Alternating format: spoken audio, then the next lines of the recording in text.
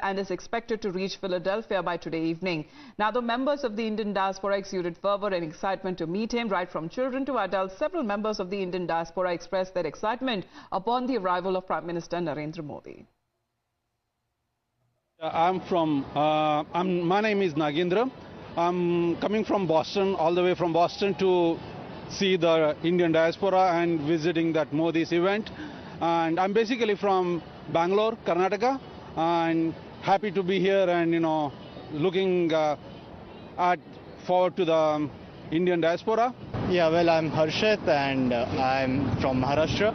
And I'm a student over here and I'm very excited to attend the Prime Minister's event. मेरा नाम मोहम्मद जैद है, मैं महाराष्ट्र से हूँ और मैं यहाँ पे पेस यूनिवर्सिटी में मास्टर्स कर रहा हूँ कंप्यूटर साइंस में। यहाँ पे अमेरिका में इतनी बड़ी इट्स सुपर पावर है और यहाँ पे इंडिया के प्राइम मिनिस्टर आ रहे हैं, ये हम सारे इंडियंस के लिए गर्व की बात है। So I am very excited, I am looking forward to it. Well, let's take a look at the Prime Minister's itinerary. As far as 21st of September is concerned, this is going to be the 4th Quad Summit that the Prime Minister will be participating, and this is all going to be about cooperation platform between India, US, Japan and Australia, the countries that actually form the Quad.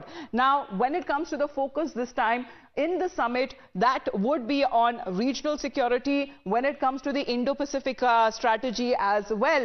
And next day, on the 22nd of September, the Prime Minister will be interacting as far as the CEO engagements are concerned and also with the Indian diaspora. This is going to happen in New York as far as the event to strengthen connection between India and its diaspora, as there is a significant Indian-American community that resides in the United States. The event that is to strengthen the connect between India and when it comes to also, as we talk about the business leaders up next, because that would be an opportunity to strengthen economic ties and to also attract investment. There is also engagement that will happen with the global leaders as well when it comes to the bilateral discussions that will be held. The next day, as we talk about the 23rd, that is an important day because this is the day when the United Nations Summit happened and the Prime Minister will be participating in the Summit of the Future.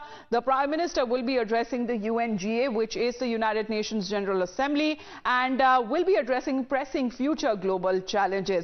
Let's in the meantime talk about Prime Minister's departure statement right ahead of his visit to the United States of America, where he is talking about as far as his upcoming visit to the US is concerned, where he will be participating in the Quad Summit that is being hosted by President Joe Biden. However, it was this year when India was expected to host the Quad Summit earlier in this year, but because of unforeseeable circumstances, India will be hosting the Quad Summit next year, which is 2025. But important to note, as Rishabh is with us. Rishabh, good morning. This is going to be the last one as far as for President Joe Biden is concerned and even for the Japanese leader.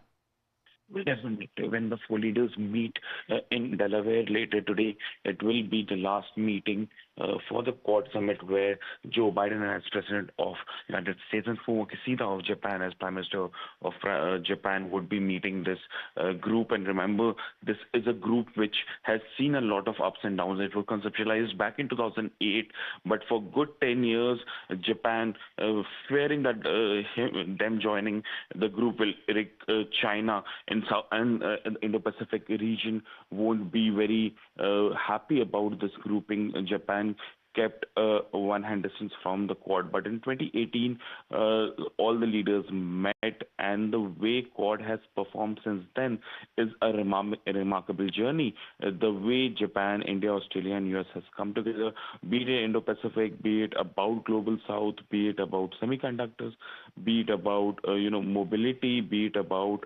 the peace worldwide, the Quad group has been instrumental in that. This time around, as you mentioned, Quad was supposed to happen here in New Delhi, but in January it could not happen. Since then it has been postponed.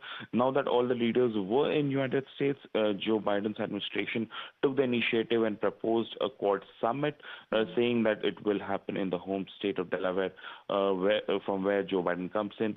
Both Joe Biden and Fumio Kishida would be attending the last Quad summit. So in a way, it's also a farewell to the two friends from Quad Summit.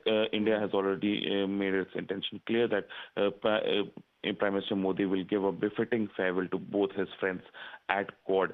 In Delaware today, what we're expecting that once Prime Minister reaches, he will be, meeting all the three leaders separately before meeting all of them together for Quad Summit. As also 3 bilaterals and 1 multilateral today. Tomorrow, what we are given to understand, that there are a number of bilaterals lined up before the community event in the evening, where the Prime Minister would be meeting the Indian diaspora. Indian diaspora is very important in India, and it's about 2.5 million strong Indian diaspora, which is in the United States, and the diaspora plays a very crucial role in the bilateral relationship between India and United States, and that is something that India would like to encash further to have an edge in this relationship. The Prime Minister would be meeting the community members from Indian diaspora in the Long Island in New York.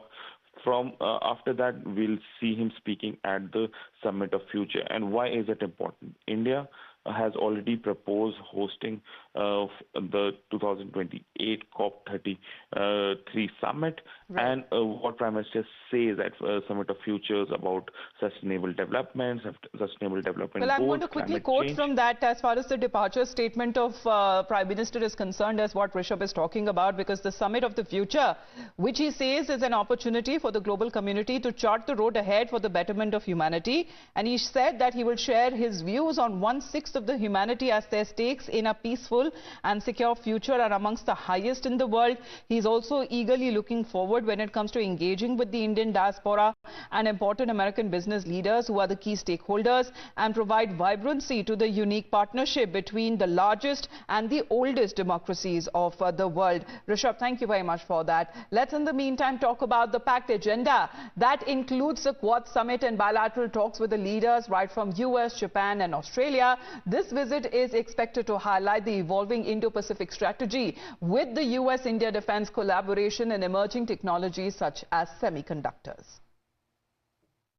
We look forward eagerly to Honorable Prime Minister's visit and to hear his message. As the Secretary General said, we have a UN system built by our grandfathers, and this is not a future that we can leave for our grandchildren. The focus of this summit is the future, and our youth are the future. India has the largest youth component globally. For a country of 1.4 billion people, a majority of our citizens are young. They are the youth. They are the future. I think when Prime Minister speaks, he speaks and brings the message of the youth of India. Well, with the United States and India that have taken a huge step forward when it comes to expanding the global semiconductor supply chain, as key stakeholders in India, such as state governments and educational institutions, research centers and private companies are expected to play a major role in this analysis, as this collaboration between the US and India is a part of a broader effort to ensure global semiconductor supply chain remains strong amid increasing digital demands. Semiconductors, which are critical components in the wide range of products, right from vehicles to medical devices, making their reliable supply essential. Prime Minister Modi will also be meeting with the Indian diaspora to strengthen the connection between India and its diaspora in New York, as he will be also interacting with the CEOs of the leading US-based companies to foster greater collaborations between the two countries. Let's also talk about as United States, which is all set to host the 4th Quad Leaders Summit. Let's understand what all is expected.